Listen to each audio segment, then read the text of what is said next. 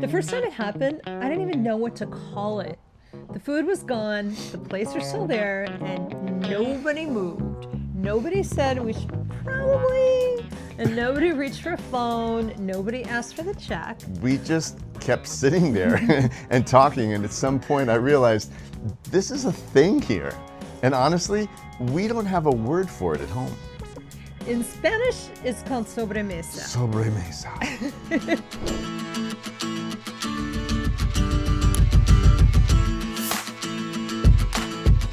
It literally means over the table.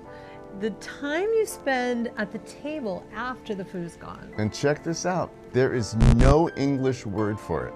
And I've been thinking about that a lot. We want to say up front, we are not here to tell you Americans don't know how to enjoy meals with each other. We enjoy our meals. Look at us. We've definitely had times where no one was rushing to the next thing, but it was usually in our homes with our friends or in our friends' homes.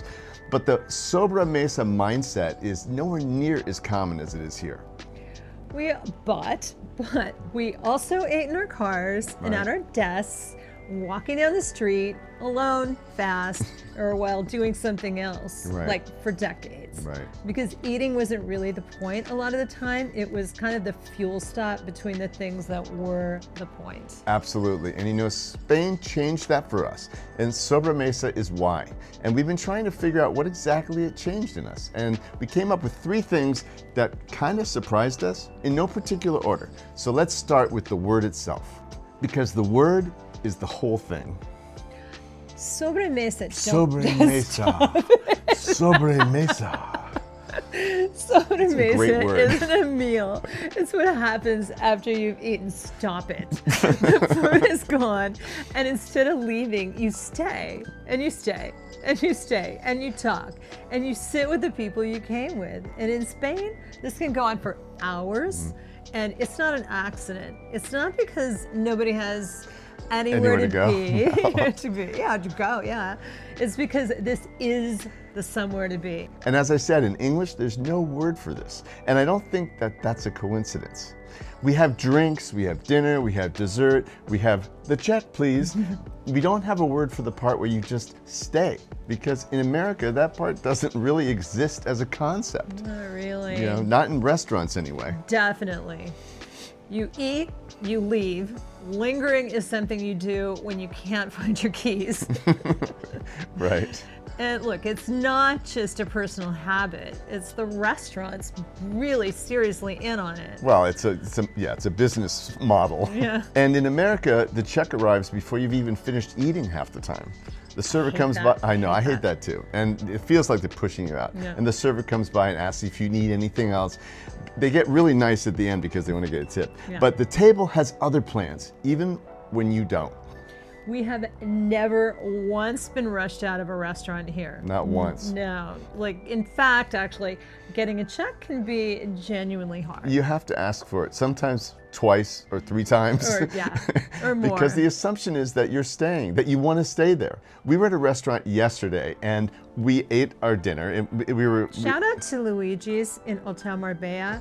Amazing lasagna. Yeah, actually, really. Oh, I have lasagna. I forgot I had leftover lasagna. Anyway, this restaurant was so good, and we ate, and we were just like, you know, eating and running because we had just been we had just been at the Semana Santa, and we got up to leave, and Luigi, I guess, I didn't get his name, but he seemed like he owned the place. He said, "What? No, you're not leaving." And we were like, oh my God. And we sat down and he brought over some limoncello. And it was really good, actually. It was really good limoncello. And we just sat there and had that and it was like, okay, Luigi, is this okay? Can we go now? Yeah, but we took a breath, right? We stopped. We realized that it was like, okay, we're doing the thing. Yeah, we're doing the thing. It was really good. And it was really good that he pointed it out. And then we were leaving and he said, okay, see you tomorrow. He might very well. Actually, if we didn't have leftover lasagna, he might see us today. That's where he screwed up. He shouldn't have given us the leftover lasagna. Exactly. I think in the U.S. the assumption is that you're leaving the minute you're done eating, which we did. Yeah. And when we told our Spanish friends that we used to just go do the next thing after we ate, they couldn't quite process it. One of them said, so what exactly do you do after you eat? And we looked at each other like, okay, I don't know. The truth is, honestly, we just go home. Yeah, or back to work. Right, Yeah. exactly. And she just looked at us like we said something really sad. Before we actually moved here, we ran into an old friend of mine who happened to be having a birthday party with his family in the town north of us and invited us. So we went over and joined them for a big, long lunch. And it was fabulous. It was at the beach. It was the whole family. There were so many of them. And kids, the grandmas, the moms and dads. It was such a good time. It was really good. It actually was one of the things that solidified us wanting to come here. It really did. And they were such lovely people. But they were sitting and sitting and sitting. Sobremesa. We didn't know it at the time. We didn't know it at the time. And we're looking at ourselves thinking like, okay, should we ask for the check? Or is the service really bad? Yeah. And no, the answer is the service isn't really bad. They're being very considerate and letting us have our space, which was the first glimpse into what we're talking about And here. it was our first exposure really to sobremesa, and it was really lovely. It was one of the best afternoons I had, and it made me really want to live in Spain. Yeah, that actually did influence us for that. I kept waiting for the fidget, we should probably go, I don't know, like everybody reaching for their phone or something, but it just did not happen. And then I realized I was waiting for something that definitely wasn't coming because nobody needed it to come, right? There was no next thing pulling us. The table was the thing. The family was the thing. Right. And in the U.S., we eat to finish. You know? Too often, not always, but too often. I was guilty of that a lot. And in Spain, they eat to be together. And those are completely different activities that happen to involve food. Right. So early on, maybe the second or third month that we were here, we were at dinner with some Spanish friends, and at some point, Cheryl and I both reached for our phones at the same time. Bad form. Yikes. Yeah. And one of our friends that was with us just looked at us, like didn't say a word, didn't make a face, but just looked. And like one eyebrow went up. Yeah, like spoke volumes. And we put our phones down really fast. And I remember thinking, we've been doing this our whole lives, and nobody ever looked at us like that before. Because everybody was doing it. Everybody was totally doing it. We were the worst. Spain cured us, mostly. Not really. Okay, but we're working on it, and we are definitely getting better. Yeah, but at some point, the meal became the thing itself, not the gap between the things. Right, that's a big distinction. So then our American friends came to stay with us just last week.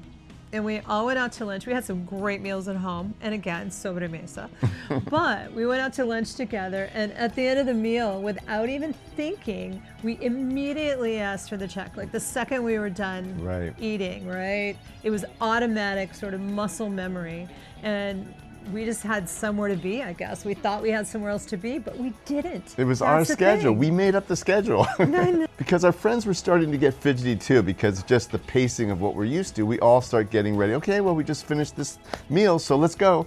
And, we realized, okay, this is us. This is not anyone else here, it's us. At least now we notice. I think that's a very big difference. I feel proud of us for that. It took 1 year to notice one thing. We wouldn't have noticed if we didn't have something to compare it to, though. Yeah, that's true. But here's what we've been sitting with. Sobremesa isn't really about eating at all.